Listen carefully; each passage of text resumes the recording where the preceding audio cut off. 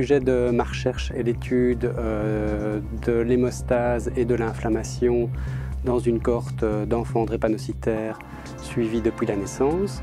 Alors pour rappel, donc, la drépanocytose est une maladie génétique qui touche l'hémoglobine. C'est la maladie génétique la plus fréquente en région bruxelloise et elle touche principalement des sujets africains.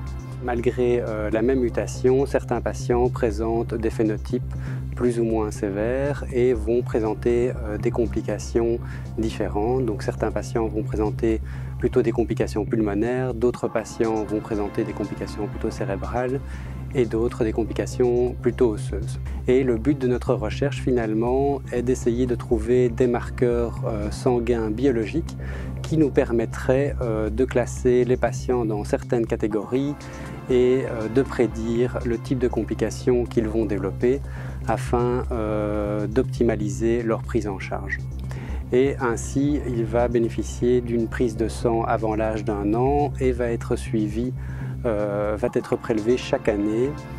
Donc on prélève un petit échantillon de sang à l'occasion du bilan qui est fait habituellement chez ces patients.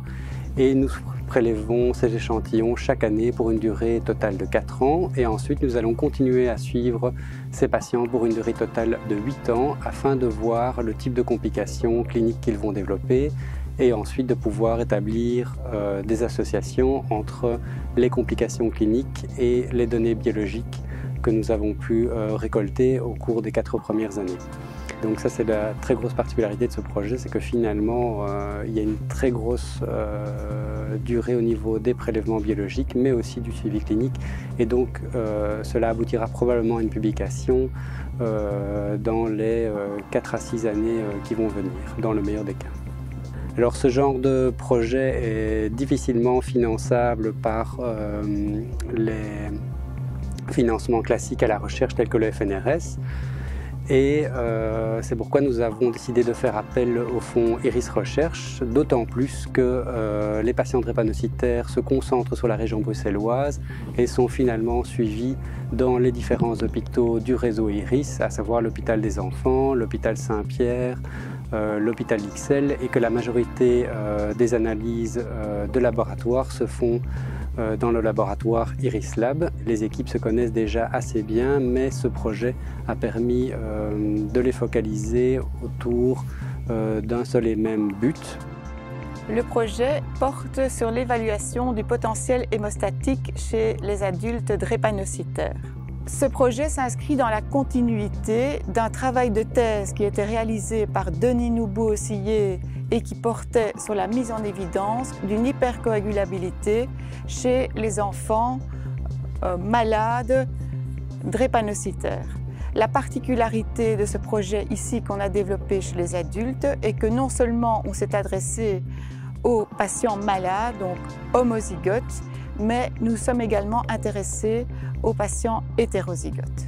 Le but du projet, c'était d'évaluer le potentiel hémostatique global d'une population drépanocytaire et de comparer des paramètres de génération de thrombine. Donc ça, c'est le test qu'on a utilisé dans 3 groupes différents. Donc un groupe de drépanocytaires, des sujets malades, un groupe de sujets sains, donc des AA, et un groupe intermédiaire qui, eux, portaient le trait drépanocytaire mais qui n'étaient pas malades.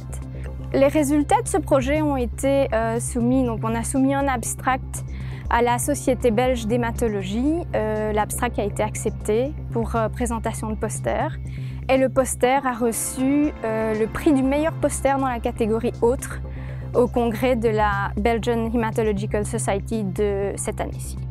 Nous avons soumis par le passé plusieurs demandes de soutien pour des projets concernant la drépanocytose. À ce jour, nous avons pu recevoir un financement pour 3 projets, dont 2 sont clôturés. Le premier projet concernait le soutien psychosocial et l'éducation thérapeutique de la cohorte de patients drépanocytaires suivis en région bruxelloise.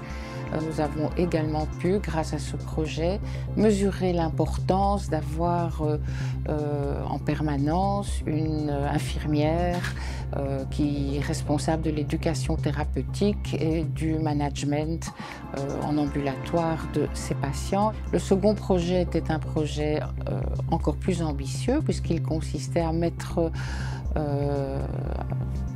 en forme une plateforme dans laquelle les dossiers des patients pourraient être enregistrés.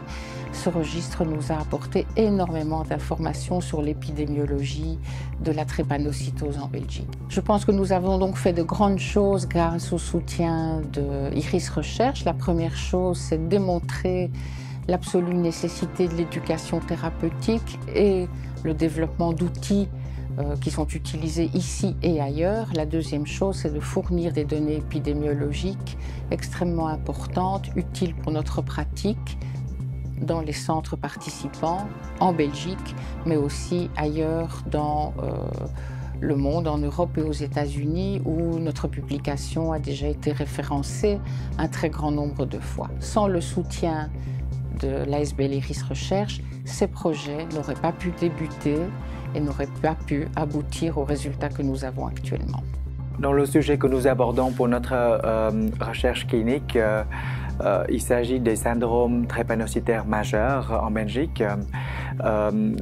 Un sujet qui a été développé en fin 2008 sous l'impulsion des docteurs Gunbis et Verster dans le but de créer un registre belge pour la prise en charge de cette maladie, de ces pathologies extrêmement difficiles et qui comportent de nombreuses complications.